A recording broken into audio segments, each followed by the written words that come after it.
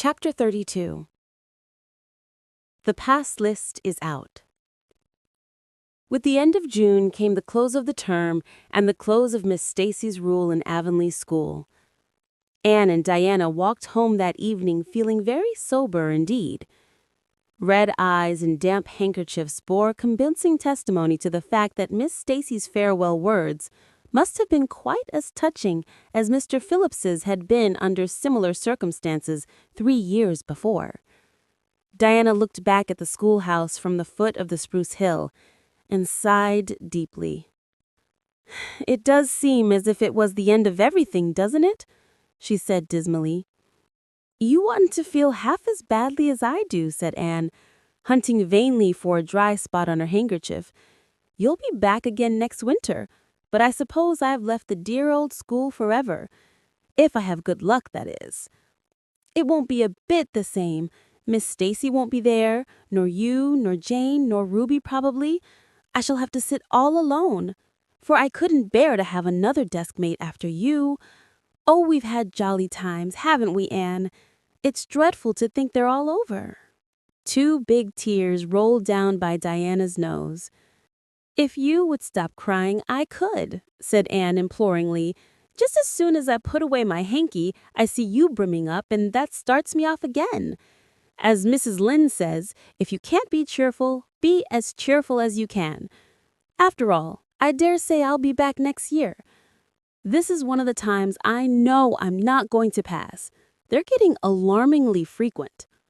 Why, you came out splendidly in the exams Miss Stacy gave." "Yes, but those exams didn't make me nervous. When I think of the real thing, you can't imagine what a horrid, cold, fluttery feeling comes around my heart. And then my number is 13, and Josie Pye says it's so unlucky. I am not superstitious, and I know it can make no difference, but still, I wish it wasn't 13. I do wish I was going in with you. Wouldn't we have a perfectly elegant time? But I suppose you'll have to cram in the evenings." "No, Miss Stacy has made us promise not to open a book at all. She says it would only tire and confuse us, and we are to go out walking and not think about the exams at all, and go to bed early. It's good advice, but I expect it will be hard to follow. Good advice is apt to be, I think. Prissy Andrews told me that she sat up half the night every night of her entrance week and crammed for dear life, and I had determined to sit up at least as long as she did. It was so kind of your Aunt Josephine to ask me to stay at Beechwood while I'm in town. You'll write to me while you're in, won't you?" "I'll write Tuesday night and tell you how the first day goes," promised Anne. "I'll be haunting the post office Wednesday," vowed Diana. Anne went to town the following Monday, and on Wednesday, Diana haunted the post office as agreed and got her letter. "Dearest Diana," wrote Anne, "here it is, Tuesday night, and I'm writing this in the library at Beechwood. Last night I was horribly lonesome, all alone in my room, and wished so much you were with me. I couldn't cram because I'd promised Miss Stacy not to, but it was as hard to keep from opening my history as it used to be to keep from reading a story before my lessons were learned. This morning, Miss Stacy came for me, and we went to the academy, calling for Jane and Ruby and Josie on our way. Ruby asked me to feel her hands, and they were as cold as ice. Josie said I looked like I hadn't slept a wink, and she didn't believe I was strong enough to stand the grind of the teacher's course even if I did get through. There are times and seasons, even yet, when I don't feel that I've made any great headway in learning to like Josie Pye. When we reached the academy, there were scores of students there from all over the island. The first person we saw was Moody Spurgeon, sitting on the steps and muttering away to himself. Jane asked him what on earth he was doing, and he said he was repeating the multiplication table over and over to steady his nerves, and for pity's sake, not to interrupt him, because if he stopped for a moment, he got frightened and forgot everything he ever knew. But the multiplication table kept all his facts firmly in their proper place. When we were assigned to our rooms, Miss Stacy had to leave us. Jane and I sat together, and Jane was so composed that I envied her. No need of the multiplication table for good, steady, sensible Jane. I wondered if I looked as I felt, and if they could hear my heart thumping clear across the room. Then a man came in and began distributing the English examination sheets. My hands grew cold then, and my head fairly whirled around as I picked it up. Just one awful moment. Diana, I felt exactly as I did 4 years ago when I asked Marilla if I might stay at Green Gables. And then everything cleared up in my mind, and my heart began beating again. I forgot to say that it had stopped altogether, for I knew I could do something with that paper anyhow. At noon, we went home for dinner and then back again for history in the afternoon. The history was a pretty hard paper, and I got dreadfully mixed up in the dates. Still, I think I did fairly well today. But oh, Diana, tomorrow the geometry examination comes off. And when I think of it, it takes every bit of determination I possess to keep from opening my Euclid. If I thought the multiplication table would help me any, I would recite it from now till tomorrow morning. I went down to see the other girls this evening. On my way, I met Moody Spurgeon wandering distractedly around. He said he knew he had failed in history, and he was born to be a disappointment to his parents, and he was going home on the morning train, and it would be easier to be a carpenter than a minister anyhow. I cheered him up and persuaded him to stay to the end because it would be unfair to Miss Stacy if he didn't. Sometimes I have wished I was born a boy, but when I see Moody Spurgeon, I'm always glad I'm a girl and not his sister. Ruby was in hysterics when I reached their boarding house. She had just discovered a fearful mistake she had made in her English paper. When she recovered, we went uptown and had an ice cream. How we wished you had been with us. Oh, Diana, if only the geometry examination were over. But there, as Mrs. Lynde would say, the sun will go on rising and setting whether I fail in geometry or not. That is true, but not especially comforting. I think I'd rather it didn't go on if I failed. Yours devotedly, Anne. The geometry examination and all the others were over in due time, and Anne arrived home on Friday evening, rather tired, but with an air of chastened triumph about her. Diana was over at Green Gables when she arrived, and they met as if they had been parted for years. You old darling, it's perfectly splendid to see you back again. It seems like an age since you went to town. And oh, Anne, how did you get along? Pretty well, I think, in everything but the geometry. I don't know whether I passed in it or not, and I have a creepy, crawly presentiment that I didn't. Oh, how good it is to be back. Green Gables is the dearest, loveliest spot in the world. How did the others do? The girls say they know they didn't pass, but I think they did pretty well. Josie says the geometry was so easy a child of 10 could do it. Moody Spurgeon still thinks he failed in history, and Charlie says he failed in algebra. But we don't really know anything about it, and won't until the pass list is out. That won't be for a fortnight. Fancy living a fortnight in such suspense. I wish I could go to sleep and never wake up until it is over. Diana knew it would be useless to ask how Gilbert Blythe had fared, so she merely said, "Oh, you'll pass all right. Don't worry." "I'd rather not pass at all than not come out pretty well up on the list," flashed Anne, by which she meant, and Diana knew she meant, that success would be incomplete and bitter if she did not come out ahead of Gilbert Blythe. With this in view, Anne had strained every nerve during the examinations. So had Gilbert. They had met and passed each other on the street a dozen times without any sign of recognition, and every time Anne had held her head a little higher and wished a little more earnestly that she had made friends with Gilbert when he asked her, and vowed a little more determinedly to surpass him in the examination. She knew that all Avonlea Jr. was wondering which would come out first.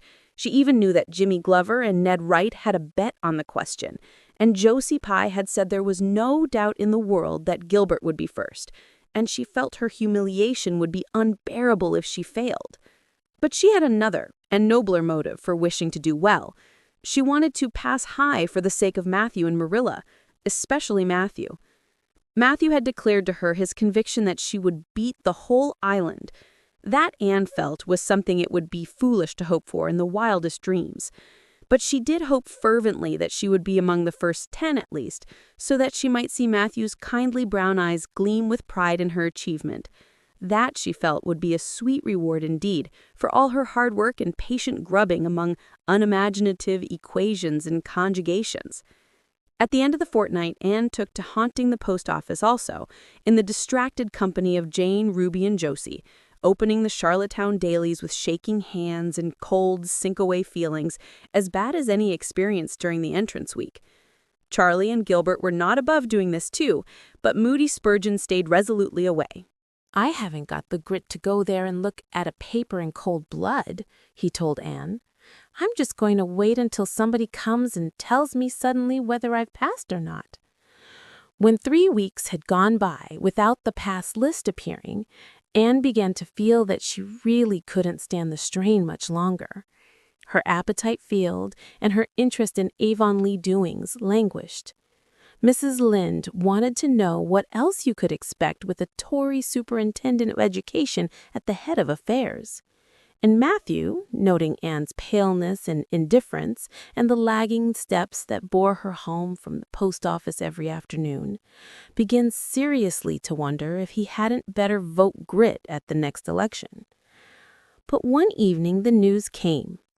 Anne was sitting at her open window, for the time forgetful of the woes of examinations and the cares of the world, as she drank in the beauty of the summer dusk, sweet-scented with flower breaths from the garden below, and sibilant and rustling from the stir of poplars.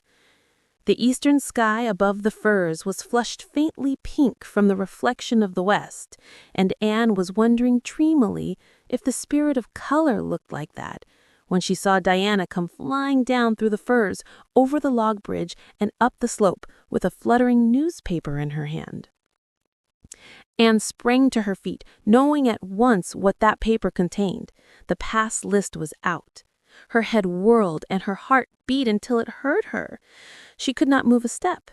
It seemed an hour to her before Diana came rushing along the hall and burst into the room without even knocking, so great was her excitement. "Anne, you've passed," she cried. "Passed the very first. You and Gilbert both. Your ties. But your name is first. Oh, I'm so proud." Diana flung the paper on the table and herself on Anne's bed, utterly breathless and incapable of further speech. Anne lighted the lamp, oversetting the match safe and using up half a dozen matches before her shaking hands could accomplish the task. Then she snatched up the paper. Yes, she had passed. There was her name at the very top of a list of 200. That moment was worth living for. "You did just splendidly, Anne," puffed Diana, recovering sufficiently to sit up and speak, for Anne, starry-eyed and rapt, had not uttered a word. "Father brought the paper home from Bright River not 10 minutes ago. It came out on the afternoon train, you know, and won't be here till tomorrow by mail. And when I saw the pass list, I just rushed over like a wild thing. You've all passed, every one of you, Moody Spurgeon and all, although he's conditioned in history. Jane and Ruby did pretty well, they're halfway up, and so did Charlie. Josie just scraped through with 3 marks to spare, but she'll see, she'll put on as many airs as if she'd led. Won't Miss Stacy be delighted? Oh, Anne, what does it feel like to see your name at the head of a pass list like that? If it were me, I know I'd go crazy with joy. I am pretty near crazy as it is, but sure as calm and cool as a spring evening. I'm just dazzled inside. I want to say 100 things, and I can't find words to say them in. I never dreamed of this. Yes, I did too, just once. I let myself think once, what if I should come out first, quakingly, you know, for it seemed so vain and presumptuous to think I could lead the island. Excuse me a minute, Diana. I must run right out to the field to tell Matthew. Then we'll go up the road and tell the good news to the others."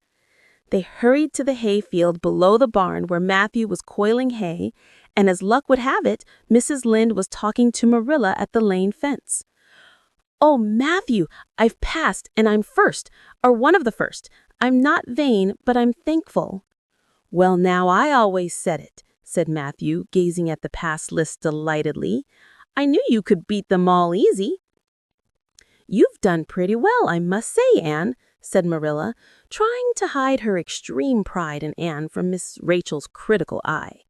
But that good soul said heartily, "I just guess she has done well, and far be it from me to be backward in saying it. You're a credit to your friends, Anne, that's what, and we're all proud of you." That night, Anne, who had wound up the delightful evening with a serious little talk with Miss Allen at the manse, knelt sweetly by her open window in a great sheen of moonshine and murmured a prayer of gratitude and aspiration that came straight from her heart. There was in it thankfulness for the past and reverent petition for the future. And when she slept on her white pillow, her dreams were as fair and bright and beautiful as maidenhood might desire.